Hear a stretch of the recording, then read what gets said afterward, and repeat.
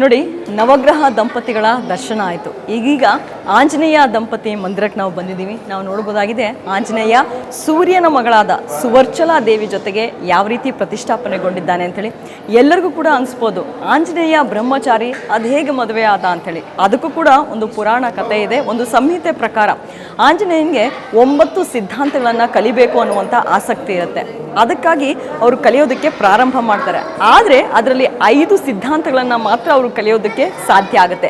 ಇನ್ನುಳಿದಂಥ 4 ಸಿದ್ಧಾಂತಗಳನ್ನು ಕಲಿಯೋದಕ್ಕಾಗಿ ಅವರು ಸೂರ್ಯದೇವನ ಮಗಳಾದ ಸುವರ್ಚಲಾ ದೇವಿಯನ್ನು ಮದುವೆ ಆಗಬೇಕಾಗಿ ಬರುತ್ತೆ.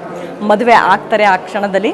ಅದಾದ ನಂತರನೇ ಸೂರ್ಯದೇವ ಆಂಜನೇಯನಿಗೆ ಬ್ರಹ್ಮಚಾರಿ ಆಗುವಂತೆ ವರವನ್ನು ನೀಡ್ತಾನೆ. ಸೊ ಈ ಪುರಾಣದ ಪ್ರಕಾರ ನಾವು ನೋಡೋದಾದರೆ ಆಂಜನೇಯ ತನ್ನ ಪತ್ನಿಯಾಗಿರುವಂಥ ಸುವರ್ಚಲಾ ದೇವಿಯ ಜೊತೆಗೆ ಇಲ್ಲಿ ಪ್ರತಿಷ್ಠಾಪನೆಗೊಂಡಿರುವಂಥದ್ದು ಮತ್ತೊಂದು ಈ ಪುಣ್ಯಕ್ಷೇತ್ರದ ವಿಶೇಷ ಅಂತಲೇ ಹೇಳ್ಬೋದು.